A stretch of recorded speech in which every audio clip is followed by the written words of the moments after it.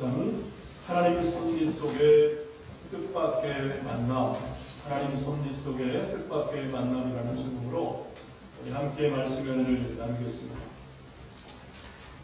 강남 세브란스 암센터 소장을 지내신 이희대 교수님의 이야기입니다. 사진 보여주실까요? 이제 이 이희대 교수님께서 갓 의사가 돼서 환자를 돌보던 시절에 어떤 한 분의 여성 환자를 치료하게 되었습니다. 그분이 누구냐면 바로 여러분 사진에 보시는 누구십니까? 최자실, 그 유명한 최자실 목사님이셨습니다. 조영계 목사님의 뭡니까? 네? 아니, 장모님이시죠. 장모라는 말이 그걸 비슷해요. 근데 물론 그 당시에 이 이대 교수님이 이 최자실 목사님이 누군지를 몰랐을 때, 그런데 이 최자실 목사님께서 그때 이제 복부 수술을 받으시고 이제 통원 치료를 하시던 중에 이제 이희대 교수님을 위해서 자주 기도를 해주셨다는 것입니다. 이 교수님은 그때마다 이 최 목사님께 저는 교회를 다니지 않습니다. 그렇게 말을 했지만은 이 최자실 목사님이 그냥 웃으시면서 계속적으로 손을 얹고 기도를 해주셨다는 거예요. 주여, 이희대 선생을 통해서 치료받는 영혼들이 많습니다. 이 손을 통해 하나님 드러나게 하옵소서. 그렇게 최자실 목사님이 이희대 교수님 손을 얹고 그렇게 기도를 해주셨대요. 그리고 이제 20년이 지난 2003년 이희대 교수님이 이제 대장암을 앓게 되면서 그때 10번이나 재발과 수술을 반복하게 됐다고 합니다. 그리고 그 기쁜 경중에 하나님은 이 이희대 교수에게 2번의 환상을 보여주셨습니다. 그러면서 지난 2019년에 이희대 교수가 이제 교수님이 돌아가시기 전까지 때로는 환자를 돌보면서 그 마지막 생애까지 예수님을 전하며 사셨다는 것입니다. 이희대 교수가 늘 이렇게 살아생전에 말씀하셨습니다. 내 혈액형은 C형입니다. 하나님께만 의지하는 크리스천형입니다. 나는 A형도 B형도 O형도 아니라 나는 C형입니다. 나는 하나님만 의지하는 크리스천. 그렇게 고백하고 그렇게 살다가 주님 부름 받으신 것입니다.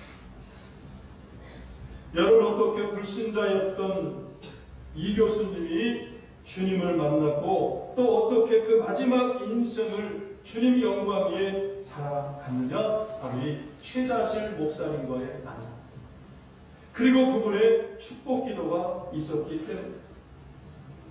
그래서 여러분, 우리 인생에 정말 중요한 것, 우리가 하나님 앞에 구하고 받아야 될 복 중에 하나가 뭐냐? 바로 이 만남의 복. 만남의 복. 여러분, 우리가 지난 주일에 요셉이 참 우여곡절 많은 인생을 살았지만은 그러나 종국에는 애굽의 총리 되시니 그냥 우리 인간이 오를 수 있는 최고의 그 축복을 받았다는 사실을 말씀을 통해서 우리가 살펴봤습니다. 그리고 또 하나 중요한 사실은 뭐냐? 하나님은 그 요셉의 인생의 중요한 시기마다, 정말 중요한 시기마다 섭리의 만남을 허락하셨다는 사실입니다.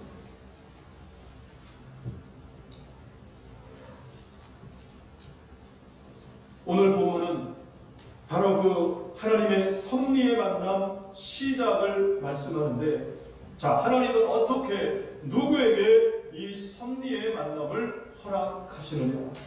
첫째로 하나님은 고난 가운데도 믿음을 지키고 성실히 사는 사람에게 이 섭리의 만남을 허락하신다는 사실입니다. 하나님은 누구에게 이 섭리의 만남을 허락하시느냐? 고난 가운데도 믿음을 지키고 성실히 사는 사람에게 섭리의 만남을 허락하신다. 오늘 보면 1절에 보니까 그 후에 애굽 왕의 술 맡은 자와 떡 굽는 자가 그들의 주인 애굽 왕에게 범죄한지라. 그래서 여기서 그 후에라는 것은 요셉이 그 보디발의 아내의 모함을 받고 감옥에 갇힌 후를 말합니다. 근데 여러분, 요셉이 어떤 죄를 짓고 감옥에 간 것이 아니었습니다. 보디발의 아내가 계속해서 동치마다 날마다 요구했지만은 요셉은 그때마다 거절했어요. 또 성경에 보니까 요셉은 듣지도 않고 함께 있지도 않았다 그랬어요. 그럼에도 불구하고 돌아온 것은 뭐냐? 오히려 모함받고 감옥에 간 것이었습니다. 여러분, 얼마나 요셉이 억울하겠습니까? 얼마나 분통 터지고 또 하나님을 원망할 수도 있는 일이었어요. 그런데 성경 어디에도 요셉이 누구를 탓했다거나 하나님을 원망했다는 말이 한 것도 없어요. 이때 요셉의 나이가 27살, 한참 혈기왕성할 때, 노예로 팔려온 지 10년째가 되었던 때, 그럼에도 불구하고 요셉은 여전히 하나님을 믿었어요. 여전히 하나님을 믿었어요. 감옥 안에서도 하나님과 동행하고, 그러나 요셉의 현실은 하나도 나아진 것이 없었습니다. 그럼에도 불구하고 요셉은 어떤 삶을 살았느냐? 39장 21절 말씀에 보니까 여호와께서 요셉과 함께 하시고 그에게 인자를 더하사 간수장에게 은혜를 받게 하시매 그랬습니다. 요셉은 감옥 안에서도 여전히 하나님과 함께 있었습니다. 그랬더니 하나님께서 간수장에게 은혜를 받게 하셨습니다. 감옥 안에서도 믿음을 지키니까 하나님께서 간수장에게도 은혜를 받게 하시거든요. 여러분, 얼마나 놀라운, 특별히 여러분, 여호와께서 요셉과 함께 하시고 그에게 인자를 더하셨다. 인자. 여러분, 이 인자라는 말은 요셉이 하나님의 선하신 뜻을 믿고 인내로서 자신에게 주어진 그 고난을 감내했다는 것입니다. 여러분, 이것이 믿음인 줄로 믿습니다. 내게 주어진 고난을 믿음 안에서 감내하는 것, 여러분, 그것이 믿음인 줄 믿습니다. 그래서 로마서 8장 28절은 이렇게 말씀합니다. 우리가 알거니와 하나님을 사랑하는 자, 곧 그의 뜻대로 부르심을 입은 자들에게는 모든 것이 합력하여 선을 이루는, 모든 것이 합력하여 선을 이루는. 그러므로 저와 여러분 모든 것이 합력하여 선을 이루시는 이 하나님을 믿으시고 고난 가운데도 믿음을 잘 지켜나가시기를 바랍니다. 분명 하나님께서 더 좋은 길로 섭리하실 줄로 믿습니다. 요셉의 고난 가운데도 그렇게 하나님과 동행하고 믿음을 지키니까 하나님께서 그 다음에 어떻게 섭리를 하시느냐. 자, 3절 말씀 보겠습니다. 자, 우리 하나님께서 요셉의 인생을 어떻게 섭리하시는지 3절 말씀 같이 봅니다. 시작. 그들을 친히 대장의 집안에 있는 옥에 가두니 곧 요셉이 갇힌 곳이라. 네. 두 명의 반환정이 친히 대장의 감옥에 갇혔는데 그 감옥에 이미 누가 있었어요? 요셉이 갇힌 곳이다. 요셉이 갇힌 곳이다. 요셉의 인생에 있어서 첫 번째 중요한 만남인 이 두 관원장과의 만남을 하나님께서 예비해 두시더라는 것입니다. 그러면서 여러분, 요셉의 인생이 이렇게 풀려가지 않습니다. 그런데 여러분, 더 놀라운 사실은 바로 다음 절 4절의 말씀입니다. 자, 4절 말씀을 같이 봅니다. 4절 또 하나님께서 어떻게 섭리하시는지 시작. 친히 대장이 요셉에게 그들을 수종들게 하되 그들을 섬겼더라. 그들이 갇힌 지 여러 달이라. 아멘. 여러분, 놀라운 일입니다. 친히 대장은 어떻게 그 많은 죄수들 중에 하필 이 요셉을 다 찍어서 그 두 관원장을 섬기게 했는지. 그만큼 이 친히 대장의 눈에도 요셉이 범상치 않아 보였다는 거예요.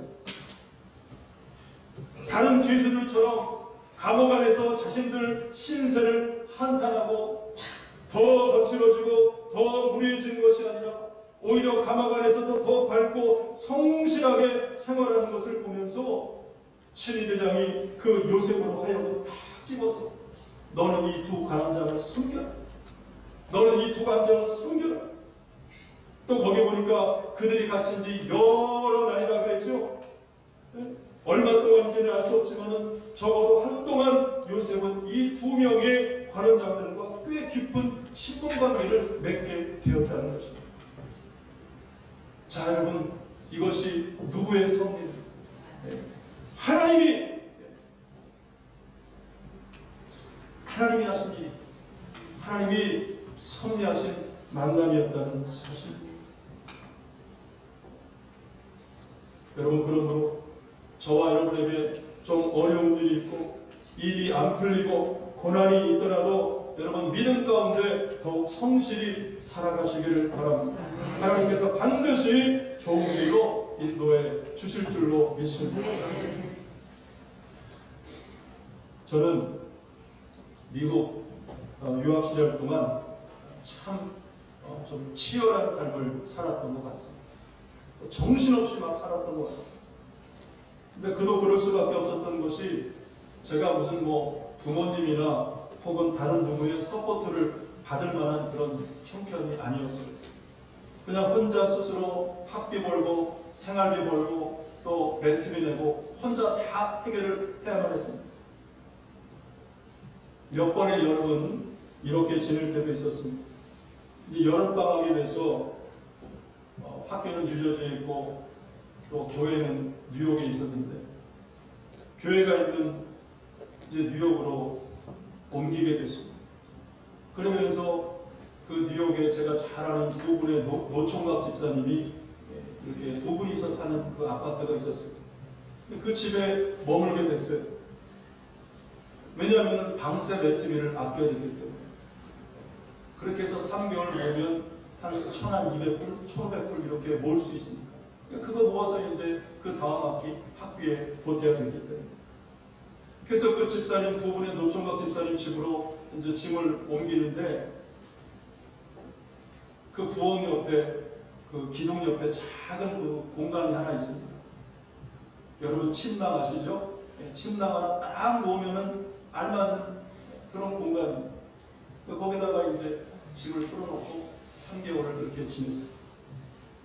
여러분 아시는지 모르겠지만은 이 뉴욕 같은 동부 쪽의 아파트에 가보면은 두 종류의 반갑지 않은 그런 동물이라고 하긴 그렇지만은 그런 생물들이 있어요. 살아있는 것들이 있습니다.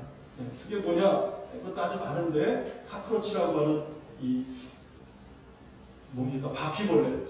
손가락만한 이런 바퀴벌레. 또 마이스라는 생쥐.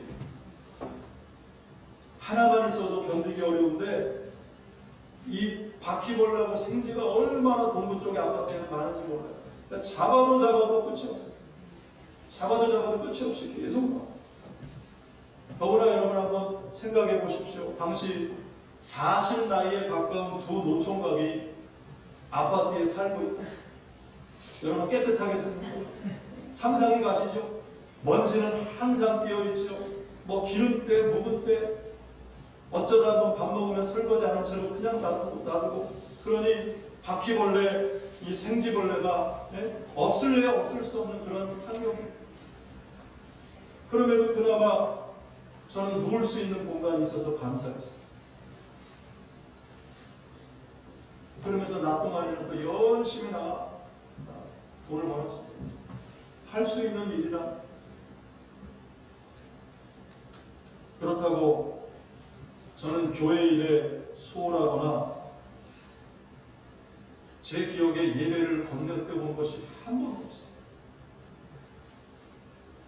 삶은 치열했지만은 그럴수록 더 하나님 찾고 더 하나님 앞에 나와 예배드리고 또 교회를 항상 가까이 했습니다. 학교는 뉴저지주 프린스턴에 있었고 교회는 뉴욕 잭슨 하이츠에 있었습니다. 차를 타고 가면 얼마나 걸리느냐? 편도 2시간 반, 주일 오후에는 3-4시간도 걸립니다.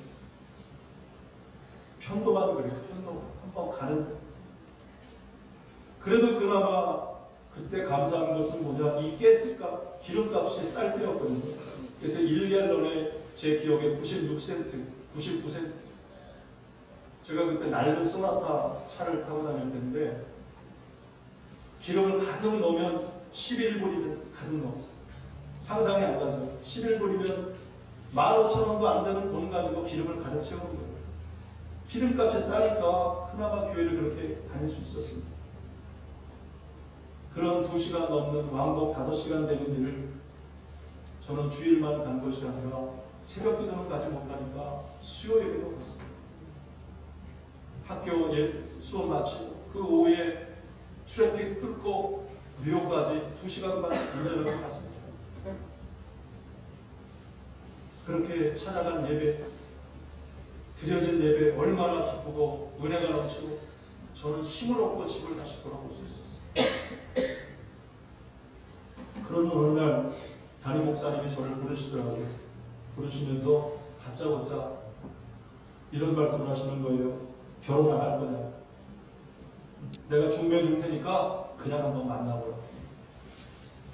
그래서 바로 며칠 후에 담임 목사님이 소개해서 만나 결혼한 게 3년. 박수까지 치고 저 때가 신혼여행 갔을 때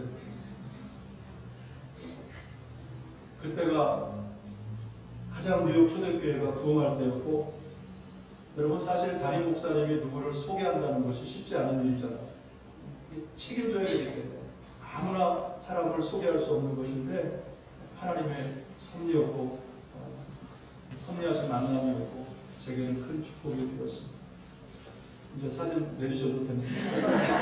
여러분 우리 하나님은 우리의 범사를 여러분 섭리하시는 줄로 믿습니다. 만남도 마찬가지입니다. 여러분 우리 인생의 만남이 얼마나 중요해요. 얼마나 중요해요. 제가 돌아보면 다른 것은 제가 하나님 앞에 물론 많이 받았지만 정말 만남의 축복을 많이 받은 갈 때마다 하나님께서 예비하신 사람들이 많아요. 제가 교회를 개척하고 처음에 목회지를 갈 때도 항상 거기 하나님께서 예비하신 그런 만남들이 있더라고요. 여러분 이 만남의 축복 꼭 받으시기를 바랍니다. 그러므로 여러분 고난 가운데도 믿음 지켜가시고 더욱 성실함으로 살아갈 때 하나님은 반드시 저와 여러분 좋은 일들로 저와 여러분의 삶을 인도하시는 줄로 믿습니다. 두 번째 하나님의 섭리는 하나님께 끝까지 온전한 영광을 올리는 사람에게 계속된다는 사실입니다. 본문 6절 이하에 보면 요셉은 어느 날 아침에 이제 두 관원장의 근심 가득한 얼굴을 보게 됐어요. 그러면서 물었습니다. 어찌하여 오늘 당신들의 얼굴에 근심의 빛이 있나이까? 그랬더니 뭐라고 말합니까? 8절 말씀해 보니까 그들이 그에게 이르되 우리가 꿈을 꾸었으나 이를 해석할 자가 없더라. 요셉이 그들에게 이르되 해석은 하나님께 있지 아니하니까 청하건대 내게 이르소서. 해석은 하나님께 있다. 해석은 하나님께 있다. 온전히 하나님을 인정하고 하나님을 높여드렸습니다. 여러분 요셉의 이 말은 한 번뿐이 아니라 요셉이 드디어 바로 앞에 나갔을 때도 했던 말입니다. 본문 다음 장의 41장에 가면 요셉이 드디어 바로 앞에 나가게 됩니다. 바로도 여러분 아시는 것처럼 두 번의 꿈 때문에 번민하게 됐는데 그래서 애굽의 모든 술사들, 현인들, 지혜자들 다 불러 모아서 자신의 꿈 얘기를 해주며 해석할 자가 있느냐 물어봤지만 아무도 그 꿈을 해석하는 자가 없었어요. 왜냐하면 그 꿈은 누가 주신 꿈이었기 때문에 하나님이 주신 꿈이었기 때문에 세상 지혜자들도 풀지를 못하더라는 것입니다. 그때 이제 바로 왕이 이렇게 말합니다. 41장 15절 말씀해 보니까 바로가 요셉에게 이르되 내가 한 꿈을 꾸었으나 그것을 해석하는 자가 없더니 들은즉 너는 꿈을 들으면 능히 푼다. 너는 들으면 능히 꿈을 푼다 하더라. 여러분 지금 바로 왕이 누구를 인정하고 누구를 높이는 것입니다. 요셉을 인정하고 요셉을 높였어요. 자, 그 말을 들은 요셉이 뭐라고 대답을 하느냐? 41장 16절 말씀을 우리 여러분 스크린 보시면서 같이 한번 읽겠습니다. 시작. 하나님께서 바로에게 편안한 대답을 하시리라. 아멘. 여러분, 지금 오히려 요셉이 누굴 높여드리고 있습니까? 하나님, 내가 아니라 하나님께서 대답하실 것입니다. 하나님이 바로에게 편안한 대답을 하실 것입니다. 그러니 걱정하지 마십시오. 여러분, 이것은 비단 한두 번뿐이 아닙니다. 요셉은 그 뒤에도 25절 말씀에서 바로의 꿈은 하나라, 하나님이 그가 하실 일을 바로에게 보이십니다 그랬고, 28절과 32절 말씀에도 하나님께서 이 일을 정하셨고 하나님이 속히 행하실 것입니다 라고 말하더라는 것입니다. 뿐만 아니라 요셉은 애굽의 총리가 돼서도 여전히 하나님이 하셨습니다. 하나님이 하셨습니다라고 말했습니다. 41장, 51절, 52절 말씀을 우리 같이 한번 보겠습니다. 시작. 내게 내 모든 고난과 내 아버지의 온 진리를 잃어버리게 하셨다 하니 하나님의 이름을 에브라임이라 했으니 하나님이 내가 나의 수고한 땅에서 번성하게 하셨다 하니. 요셉이 애굽에서 총리가 되고 두 아들을 낳은 다음에 그때마다 하나님의 은혜를 또 기억한 것입니다. 하나님이 내게 모든 고난과 내 아버지의 온 증을 잊어버리게 하셨다. 하나님이 나를 내가 수고한 땅에서 번성하게 하셨다. 잘 될 때마다, 좋은 일이 있을 때마다 하나님을 기억하고 하나님 앞에 감사합니다.